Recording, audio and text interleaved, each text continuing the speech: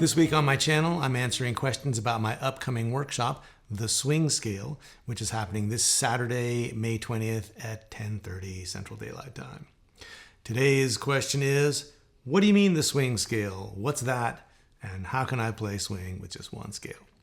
Okay, here's the idea. The swing scale is really a composite of two scales that you already know, the blues scale and the major pentatonic scale. So if we start in B flat with the minor pentatonic scale, right? We have the root, the flat third, the fourth, the fifth, and the flat seven. Now, when you play blues, you use this scale and you bend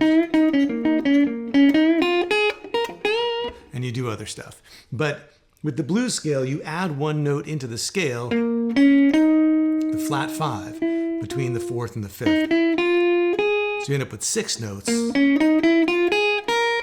And the way you actually phrase the scale makes a big difference in whether it sounds like blues or it sounds like swing. And I'm going to talk a little bit more about that later this week. But for now, this is the scale we're starting with. And you can hear just from using that flat 5 and using more of an 8th note kind of rhythm, as opposed to that looser back and forth kind of rhythm that you use when you're playing blues and bending notes,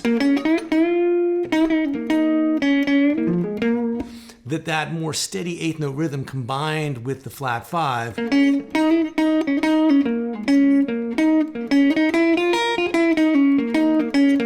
starts to give you more of that swing feel, even without leaving the blues scale in the first place. Now, the next thing is to think about the major pentatonic scale, which has the notes root, 2, major 3, 5, and 6.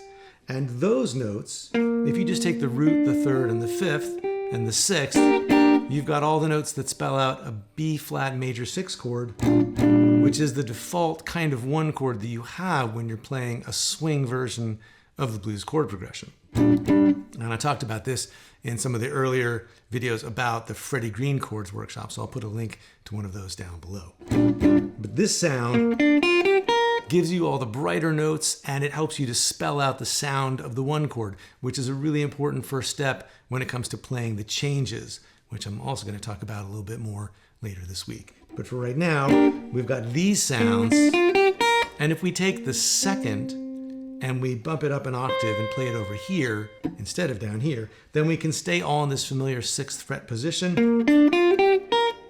And now we have this note on top, which is the 9th, which is also a really useful sound when you're playing more swing and jazz-oriented things.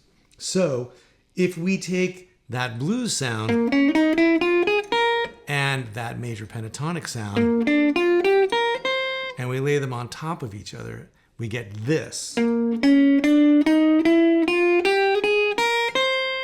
which is the root, flat third, major third, fourth, flat 5, 5, 6, flat 7, and root, and the 9th. And to me, I think of that as the swing scale, because when I started really listening to Charlie Christian and trying to figure out some of those solos and what was going on, these are the sounds that are lying under his fingers. This is what he's going for a lot of the time. So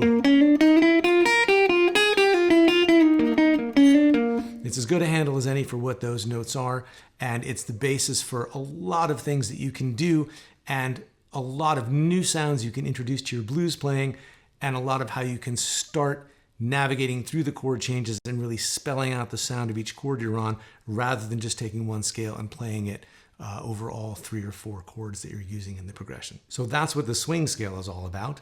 You can learn more about the upcoming workshop and register at the link below or the link on screen.